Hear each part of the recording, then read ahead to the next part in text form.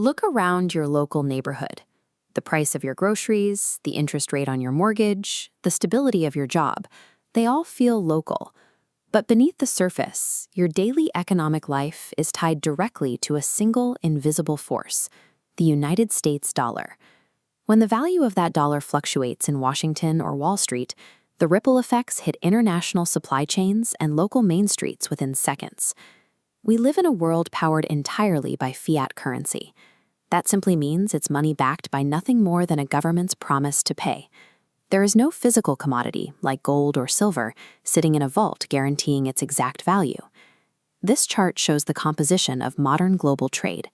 Fiat currencies dominate the space, accounting for over 85% of all international transactions. How we arrived at this abstract system of unbacked value is a story that began with a decision that dismantled the established rules of global money. Before 1971, the global economy operated on a completely different premise, governed by a rigid system known as the gold standard.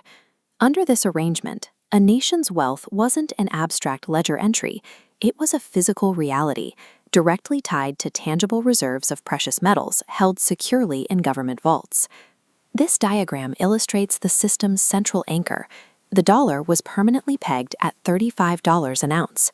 That exact valuation anchored the rest of the world. Other countries set their money against the dollar, relying on that guarantee. While this rigid physical peg forced international stability and kept governments from printing endless amounts of cash, it also acted as a financial straitjacket. As the global population boomed and industries rapidly expanded, the supply of physical gold simply couldn't grow fast enough to fund a modernizing world. The breaking point finally arrived in August of 1971. Facing mounting international debt and a rapid drain on U.S. gold reserves, President Richard Nixon made an abrupt unilateral announcement. The United States dollar would no longer be convertible to gold. Within months, major economies across the world followed suit, marking the first time in history that global trade functioned without any physical commodity as a backstop. The immediate domestic fallout hit consumers hard at the checkout counter. Without the gold anchor, the value of the dollar slipped, and inflation surged to 7.5%. This simultaneous spike in costs and collapse in growth showed that the link between physical gold and economic health had been severed for good. Without physical gold to anchor the system, nations were forced to adopt what are known as floating exchange rates.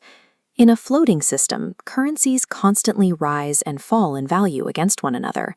A dollar, a pound, or a yen is worth whatever the global market decides it is worth at any given second, based purely on trust in that specific nation's economy.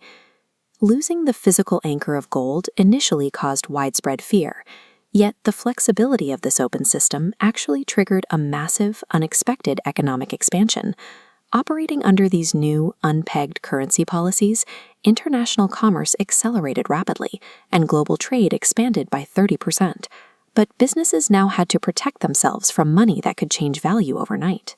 The sheer necessity of managing these new, constantly shifting currency risks directly drove the creation of the complex financial instruments that define banking today.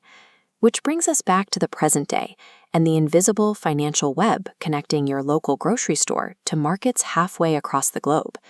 Unbacked fiat currency has completely and permanently conquered the mechanisms of global trade. The fast-moving, complex global economy you navigate every single day is not an accident of nature. It is the direct, enduring legacy of the Nixon shock.